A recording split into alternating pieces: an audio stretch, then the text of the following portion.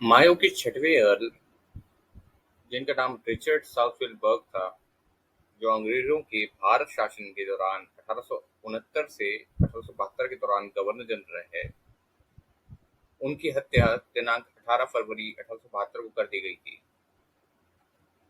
8 फरवरी 1872 को कैदी नंबर 15,557, जिसका नाम शेर अली था, उसने पीछे से 2 बार चाकू होकर अर्ल ऑफ मायो की हत्या कर दी थी। शेर अली को अब इंटरनेट पर कुछ लोग क्रांतिकारी बताने लगे हैं। काफी लंबी लंबी पोस्ट आपको मिल जाएंगी और इस पोस्ट में अप्रत्यक्ष रूप से वीर सावरकर पर भी हमला कर रहे हैं। इस प्रकार से लिखकर कि शेर अली ने फांसी चढ़ना स्वीकार किया, परंतु उसने कभी माफी नहीं मांगी। तो आज का हमारा चलचित्र इसी विषय पे।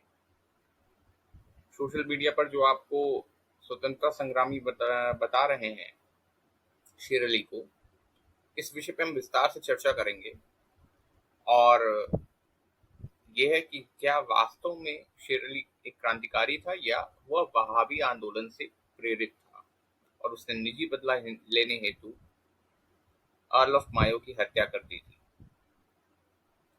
नमस्ते साथियों, स्वागत है आपका पूर्ण स्वराज चैनल पर, जहां हम आपको भारत के सच्चे देशभक्तों के बारे में बताएंगे और झूठी छवि बनाई गई जिनकी उनकी असलियत भी बताएंगे। अर्ल अंग्रेजों की पेयरिंग प्रणाली का हिस्सा है। ये एक सामंतवादी प्रणाली है जो अभी भी वहां प्रचलित है।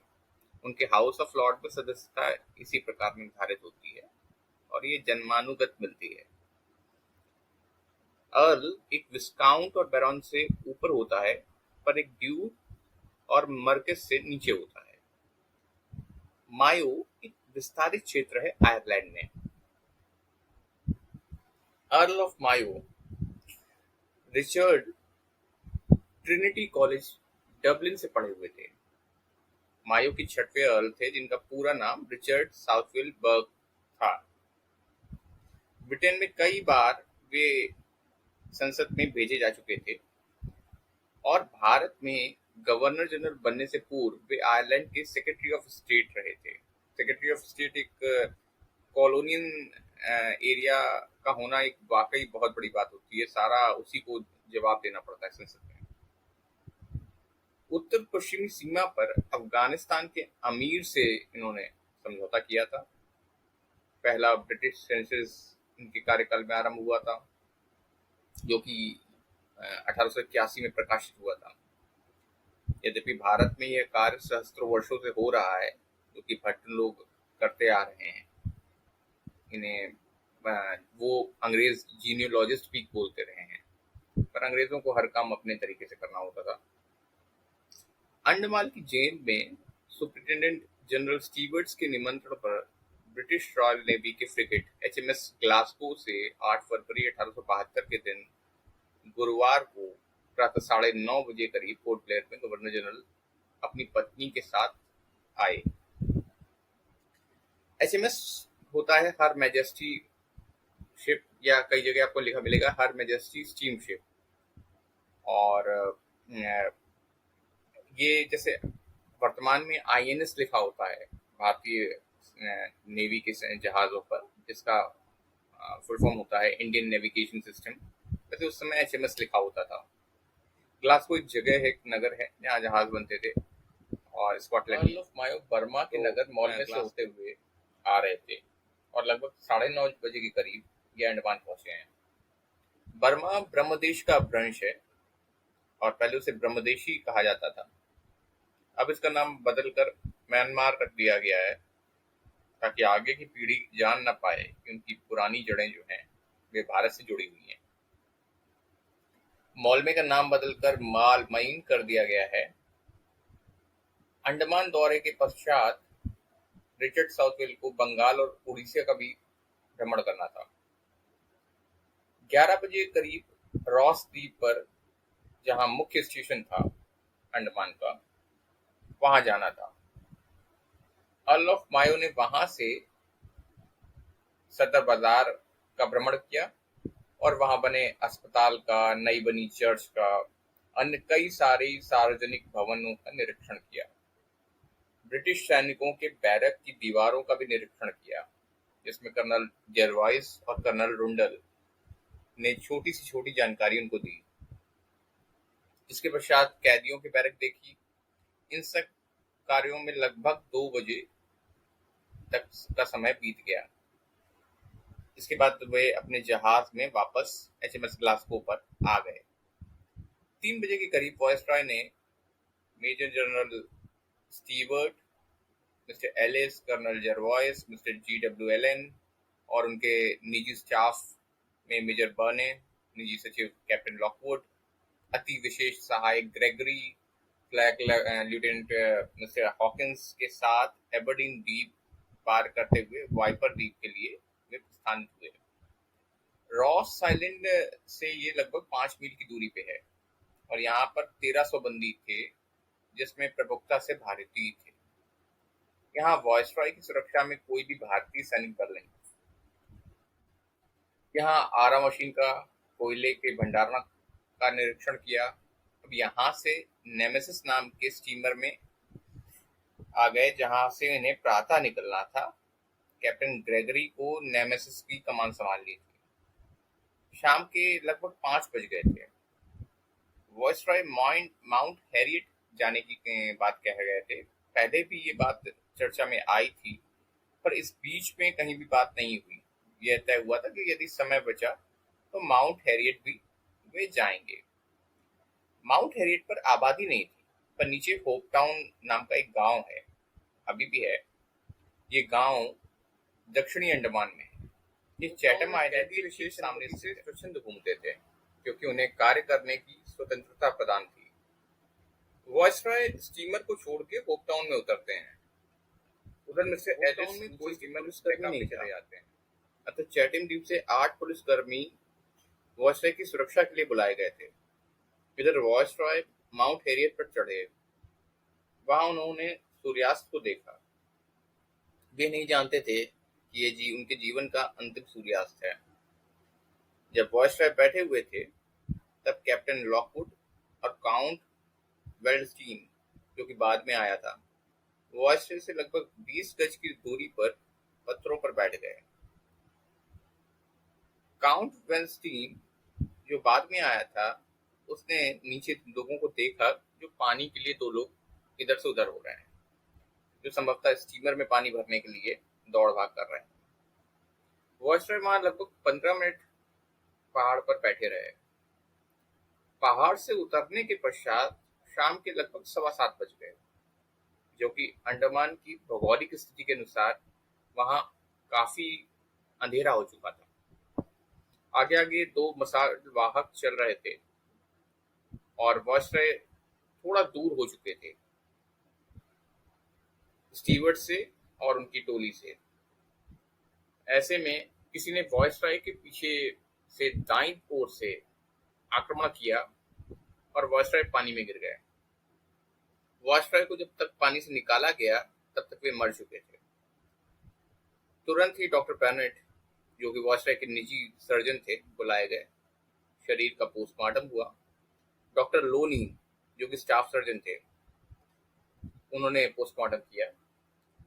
डॉक्टर बर्नेट वहां पे उपस्थित थे। डॉक्टर मोरे सहायक सर्जन थे।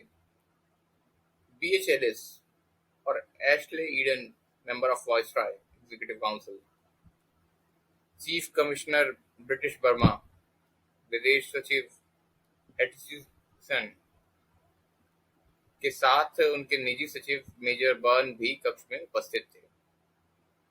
पोस्टमार्टम की रिपोर्ट से स्पष्ट हो गया था कि वॉयसरॉय के शरीर पर 2 घाव हैं और दोनों में से एक घाव भी उनकी हत्या, उनको मृत्यु लोक पहुंचाने के लिए पर्याप्त था। घाव की गहराई लगभग 1.5 इंच बताई गई और हत्या करने में प्रयोग किया गया रसोई घर में प्रयोग करने वाला चाकू था। ये पोस्टमार्टम में कौन कौन डॉक्टर उपस्थित था, कौन कौन अधिकारी उपस्थित था, इसका विवरण हमने आपको इसलिए दिया कि अंग्रेजों ने अपना साम्राज्य विस्तारित किया और विस्तारित करने के बाद उसे कैसे बनाए रखा। हमारे प्रधानमंत्री जब ताशकंद में मारे गए, श्री लाल बहादुर शास्त्री जी, तो उनका पोस्टमार्टम तक नहीं होने दिया गया। वहां तो उनके मेंबर ऑफ एग्जीक्यूटिव काउंसिल के मेंबर खड़े रहे पोस्टमार्टम कक्ष में, और यहाँ हमारे प्रधानमंत्री का पोस्टमार्टम ही नहीं होने दिया गया। तो साम्राज्य कैसे स्थापित किए जाते हैं और चलाए जाते हैं, और एक देश जो इतने समय तक साम्राज्य के अधीन रहा हो उसकी क्या स्थिति होती है, ये भेद आप देख सकते हैं। हत्यारे को बचा के स्टीवर्ट और उनका दल ग्लासगो जहाज पर ले आया, जहां पर उससे मिस्टर एडन और एटिचिसन ने प्रश्न किए। उस हत्यारे ने अपना नाम शेर अली और बाप का नाम वली बताया। वह जमरूद के पास के गांव से थे जो खैबर इलाके से है, ऐसा उसने अपना विवरण दिया। इस हत्याकांड में उसका कोई अन्य साथी नहीं है, और यह उसकी किस्मत में था या अल्लाह की मर्जी से उसने ये कार्य किया। रात में उसे किनारे पर ही पहरेदारों के निगरानी में, यूरोप के पहरेदारों की नीली आंखों वाला गोरा चिट्टा हत्यारा अफरीदी मुसलमान था, जो खैबर के कुकी खेल जनजाति से था। ये काबुल के पख्तून इलाके से आता है। अफरीदी मुसलमानों में 8 जनजातियां होती हैं, जिसमें कुकी खेल, कंबर खेल, जका खेल, कमर खेल, मलिक दीन खेल, अका खेल, आदम खेल और 2 अप्रैल 1867 को हत्या के आरोप में फांसी की सजा मिली थी। अपील पर जाने पर कर्नल पोलॉक, जो कि पेशावर का कमिश्नर था, उसने फांसी की सजा माफ कर दी और उसे उम्र कैद में परिवर्तित कर दिया। अब जो लोग ये कहते हैं कि शेर अली ने कभी माफी नहीं मांगी, तो बिना माफी के अपील तो हो नहीं सकती है। अंग्रेज दी हुई सजा को कम कर देंगे, किसी भी स्वतंत्रता सेनानी के लिए ऐसा कहीं नहीं हुआ है। शेर अली ने माफी मांगी, उसे अपराध मुक्त नहीं किया गया, उसे आजीवन कारावास में परिवर्तित किया गया। अब आप सावरकर पर आरोप लगा रहे हैं, और आपको वास्तव में सावरकर पर, वीर सावरकर पर आक्रमण करना है, इसलिए आप शेर अली का सहारा ले रहे हो। और वस्तुतः वह क्या था, क्या उसके इरादे थे, इसको हम आगे अभी चर्चा करेंगे। पहले फांसी, फिर आजीवन कारावास, और आजीवन कारावास के लिए से पहले मुल्तान, फिर कराची, फिर मुंबई होते हुए यहाँ अंडमान में वह 1869 में लाया गया। अंग्रेजों की फौज में होने के कारण और एक नागरिक की हत्या करने के कारण उसे अंग्रेजों का विश्वास जीतने में अधिक समय नहीं लगा, और 15 मई 1871 को उसे होप टाउन में नाई का काम मिल गया। होप टाउन में उसे पूरी स्वतंत्रता थी। शेर अली ने जो हत्या की, वह व्यक्ति पेशावर के पास कदम गांव में से था, और उसका नाम जो था वो हैदर था। वह उसका पारिवारिक दुश्मन था। दिन दहाड़े उसने उसकी हत्या करी, और बाकायदा पुलिस की नौकरी से 1 महीने की छुट्टी ली उसने ये हत्या करने के लिए। इस हत्या के ट्रायल में भी अल तकिया का निरंतर प्रयोग करता रहा, कहता रहा कि उसने हत्या करी नहीं। यह झूठ का साहस शायद उसे इसलिए आया क्योंकि पुलिस वाला रहते हुए उसने कुछ समय पूर्व एक और हत्या करी थी, और आरोप लगाया कि मरने वाला उसका पशु चुरा रहा था। उस मामले में वह बच निकला था। शेर अली 1857 की क्रांति में अंग्रेजों की ओर से अवध और रोहिलखंड में क्रांतिकारियों के विरुद्ध लड़ाई में सम्मिलित हुआ था, यानी कि क्रांतिकारियों के विरुद्ध लड़ रहा है अंग्रेजों के पक्ष से, और आप उसे स्वतंत्रता संग्राम सेनानी बता रहे हैं। और सबसे ज्यादा खेदजनक यह है कि आजादी का अमृत महोत्सव मना रही भारत सरकार भी उसको उस पोर्टल पे स्थान दे रही है। ये बड़ा खेदजनक है। पेशावर में मेजर ह्यू जेम्स और उसके बाद फिर रेनल टेलर के अधीनस्थ रहते हुए यह एक घुड़सवार सैनिक रहा, कैवलायर या कैवलरी सिपाही। टेलर ने तो बहुत हत्याकांड किया 1857 की क्रांति को दमन करने हेतु, और इसने शेर अली को उसकी बहादुरी के लिए पिस्टल और घोड़ा भी पुरस्कार के रूप में दिया। फिर 1861 में जो पुलिस एक्ट के अंतर्गत पुलिस बनी, तो इसने पुलिस फोर्स में ये सम्मिलित हो गया। अर्ल ऑफ मायो के ट्रायल में इसने कई बार जिहाद शब्द का प्रयोग किया और अब्दुल्ला को अपना भाई बताया। अब्दुल्ला वहाबी मूवमेंट के अंतर्गत अंग्रेजों के बड़े अधिकारियों की हत्या हो रही थी। इसमें अब्दुल्ला ने 1871 में कलकत्ता हाई कोर्ट के मुख्य जज जॉन पैक्सटन नॉर्मन की हत्या की थी। दिनांक था 21 सितंबर 1871 और हत्यारा था मोहम्मद अब्दुल्ला।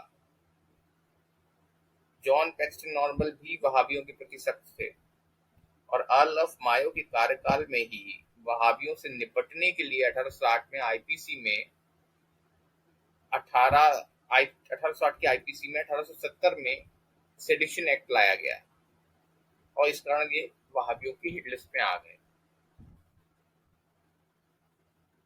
वहाबी मूवमेंट भारत को इस्लामिक देश बनाने को लेकर 1820 से आरंभ हुआ था और पटना इसका मुख्य केंद्र रहा है।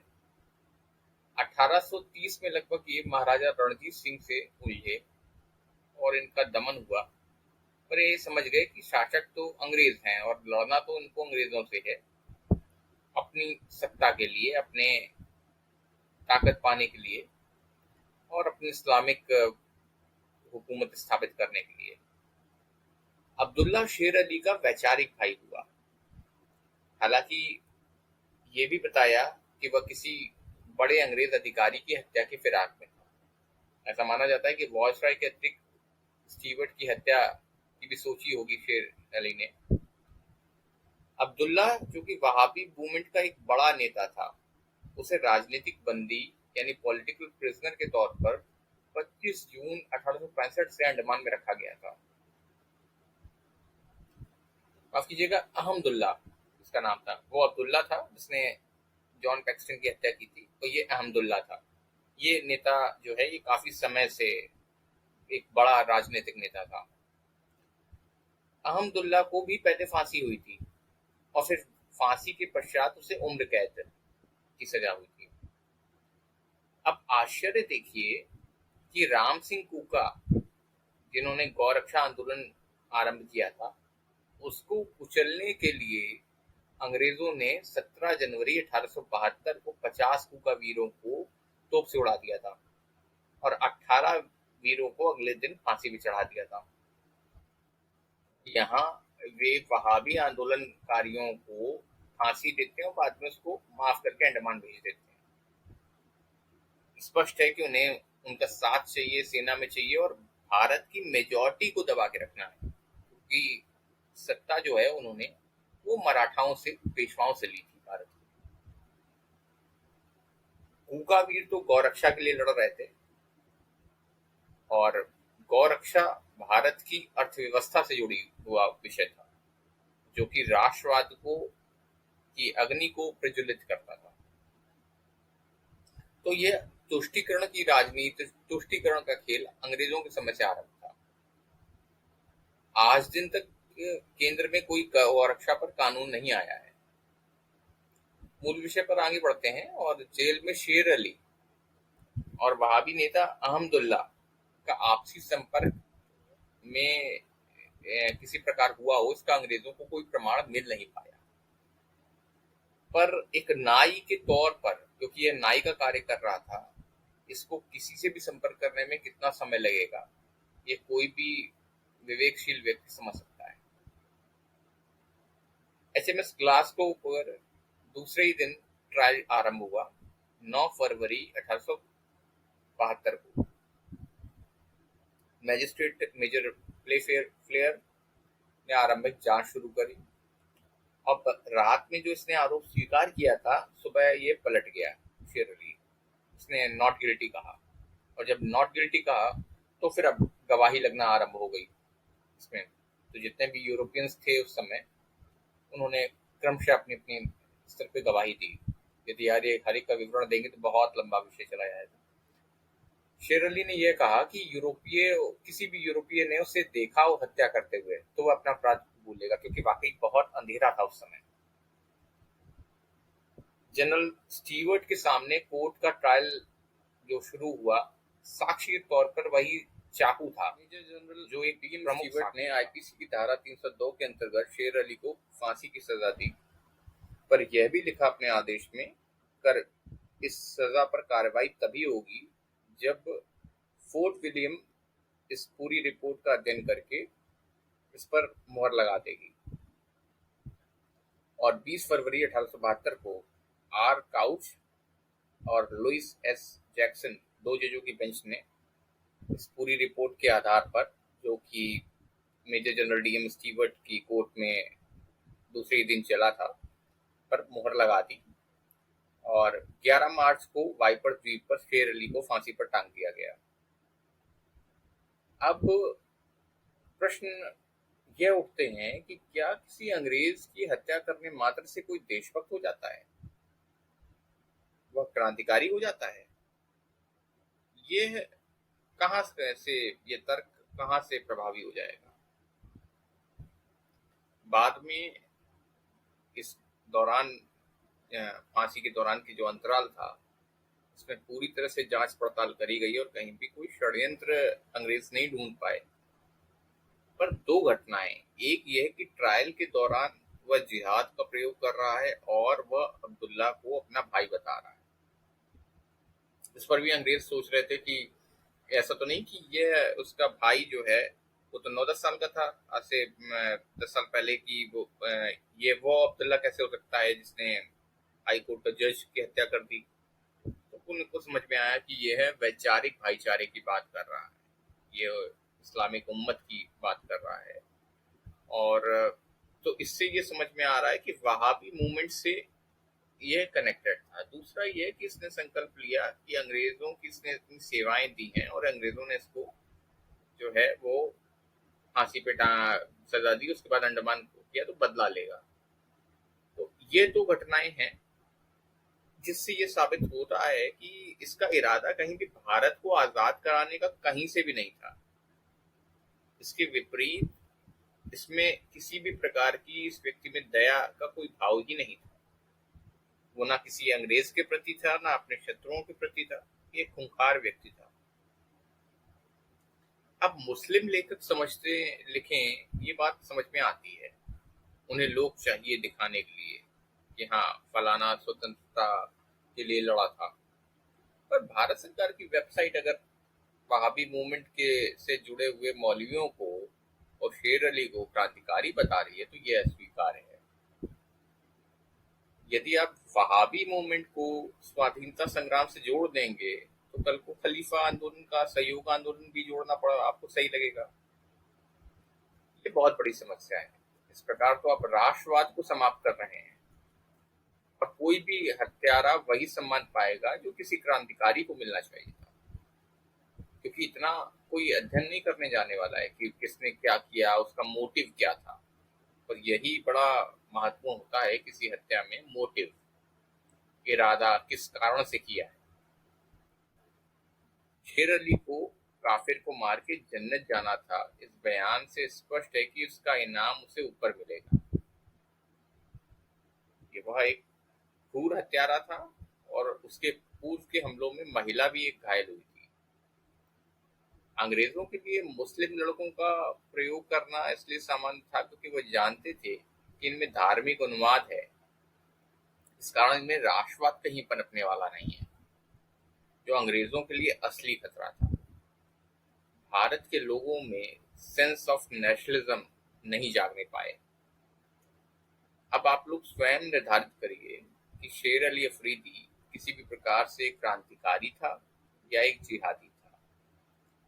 इस शोधपरक वीडियो को बनाने में हमने जिन शोध पत्रों एवं पुस्तकों की सहायता ली है उनका विवरण हम नीचे स्थान पर दे देंगे। हमारा प्रयास रहा है कि हम आपको विस्तार से जानकारी दें और छोटी से छोटी बात को भी बताएं। और यदि आपको कुछ नया जानने को मिला है, आपके ज्ञान में वृद्धि हुई है, तो चैनल को सब्सक्राइब करिए और हमसे जुड़े रहिए। शीघ्र मिलते हैं किसी अन्य विषय पर। धन्यवाद।